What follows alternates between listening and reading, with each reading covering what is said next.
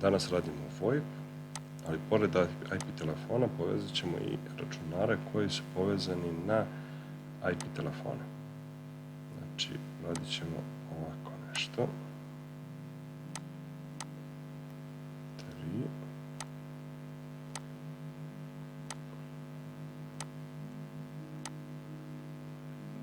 3 telefona, IP telefona, i postavit ćemo još 3 računara koji ćemo uključiti u VoIP saobraćaj.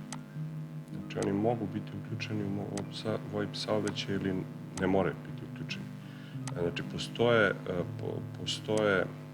znači, imaju aplikaciju koja može da se koristi kao VoIP komunikator, pa prema tome danas ćemo ih uključiti u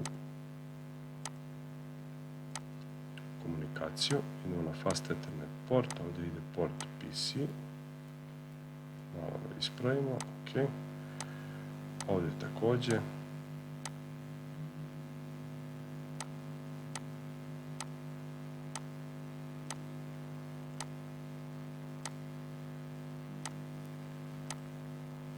Switch port, ok. I ovdje ćemo samo odvojit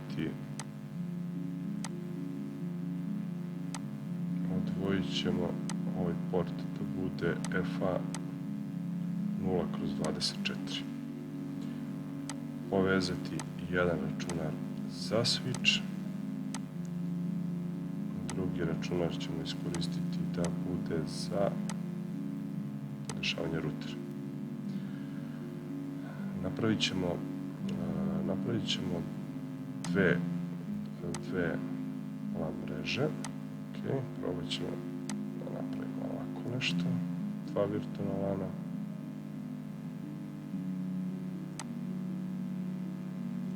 Ok, može. Ovo će biti VLAN broj, na primjer 4. I tu ćemo imati adrese, na primjer 200.1.1.0/24, a VLAN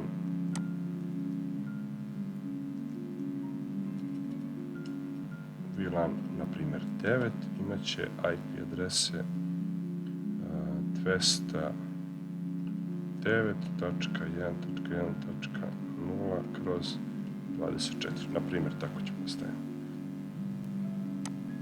Ok, prvo ćemo da podesimo switch.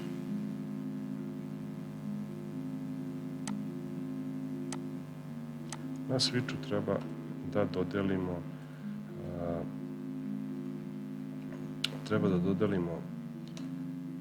portove određenim virtualnim LAN-ovima, odnosno interface, range, FA, pokupit ćemo jednom sve 1/3 i sad dodelite kom modu pripada. Mod access, ok. Koji saobraćaj prima switch port access, VLAN od računara je VLAN broj 9, ok. I imamo još VLAN od 4, switch port koji služi za voice, VLAN broj 4. Ostaje nam samo interfejs FA 0/24 i treba da ga stavimo u trunk mod. Ok, to je sve što je bilo potrebno na switchu da se uradi. Sada ćemo izaći odavde i otići do rutera gdje ćemo podesiti sljedeće stvari. Prvo ćemo da podignemo port.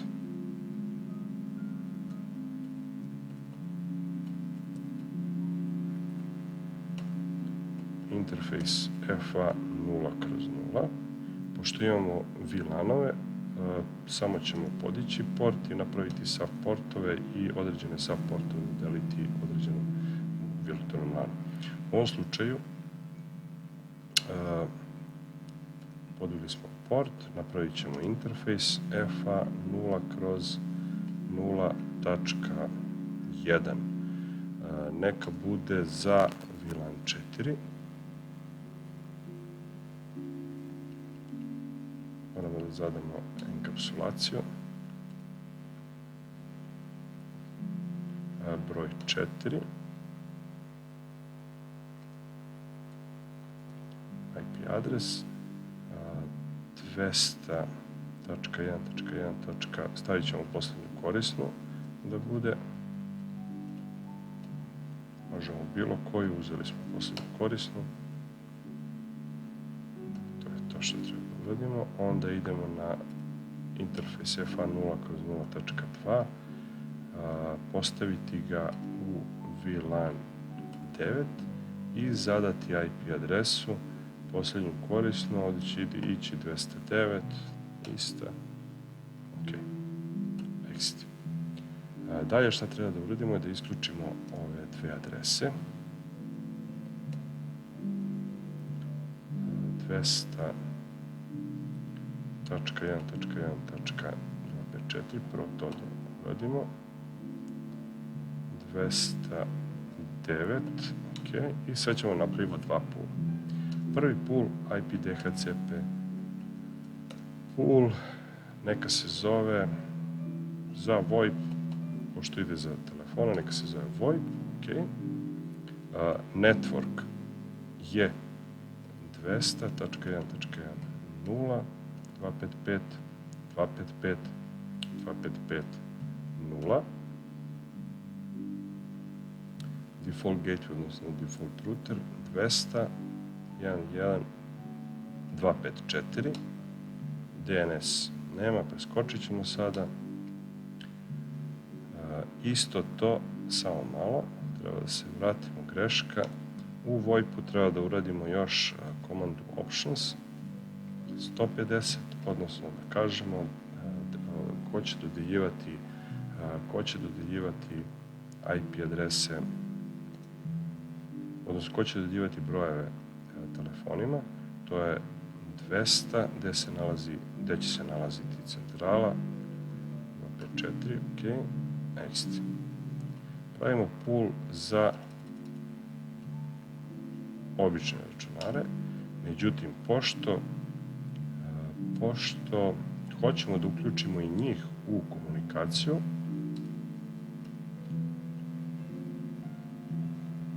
samo malo, 209, što hoćemo njih da uključimo u komunikaciju, moramo i ovdje da ubacimo option 150 i IP adresa. Ukoliko ne želimo da uključimo računare u VoIP komunikaciju, onda izostavimo ovaj option 150 komandu i oni neće biti u mogućnosti da dobiju brojeve i da komuniciraju preko VoIP-a. Sad je ostalo da se definiše telefonski servis. Ok. Maksimalni broj telefona bit će uređaja, pošto imamo 6 uređaja, minimum 6, pa nam treba onda max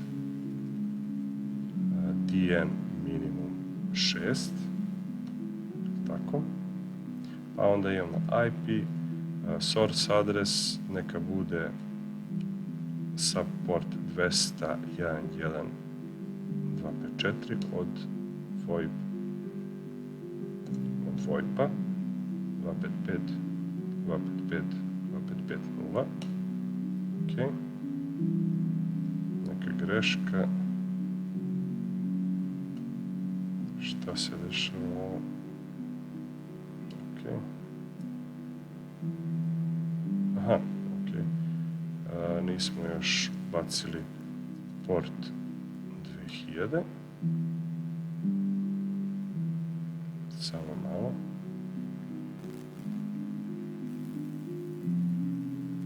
ušli smo u telefonski servis,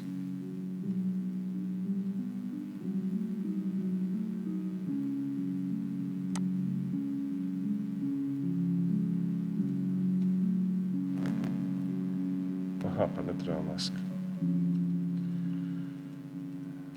greška, ok, sad je sve u redu. Stavit ćemo isto auto assign, neka bude 1 to 6. Definisati brojeve i phone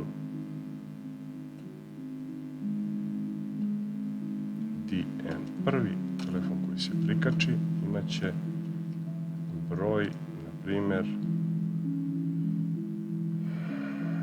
1001. Drugi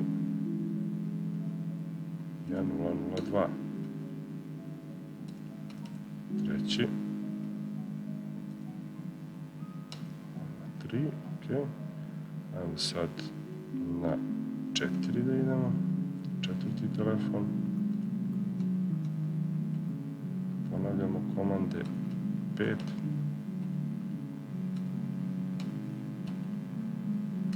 6.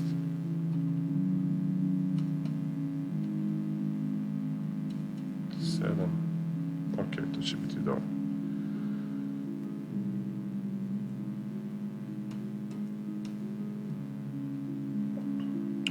Snimimo konfiguraciju.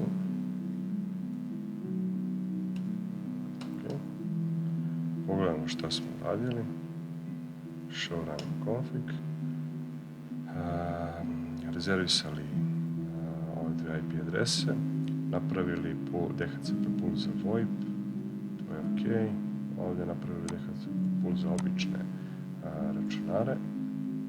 Dodelili sa portovima IP adrese određeni LAN kome pripadaju. Telefonski servis napravili, definisali brojeve. Ok, trebalo bi to sve da radi. Probat ćemo malo da forwardujemo vreme, odnosno prvo treba da ubacimo napajanje.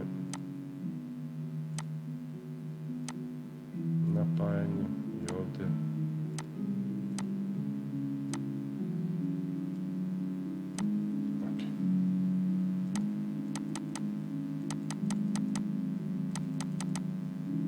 sad ćemo vidjeti da li je dobio broj. Jeste, 1002. Možemo prema MAC adresi da dodelimo baš svakom uređaju poseban. Evo ga, na računarima to je ovaj Cisco IP komunikator, ali nešto računari nisu dobili. Sad ćemo vidjeti šta se dešava. I dalje ništa. Sačekat ćemo malo. Nešto DHCP ne radi. 209.1.1.2.5.4. Zašto ne radi DHCP? Pa da, nismo ne uključili DHCP da bi radio. Sada će tek raditi.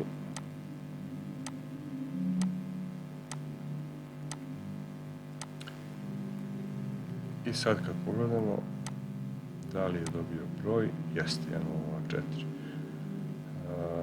Ajde da pozovemo sa jednog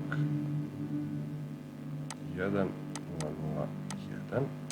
Kad pozovemo, ovo je nam taj, ok. Sad 1.0.4, to je računar, zvoni, to je ovaj računar. Da vidimo, nije taj, greška. Da vidimo da li je ovaj 1004, evo ga, pozivni broj. I to je to. Na taj način možemo da omogućimo i računarima da budu IP komunikatori, odnosno VoIP komunikatori. Sljedeći put odradit ćemo mrežu sa dve udaljene IP telefonije i povezati ih i omogućiti njihovu komunikaciju.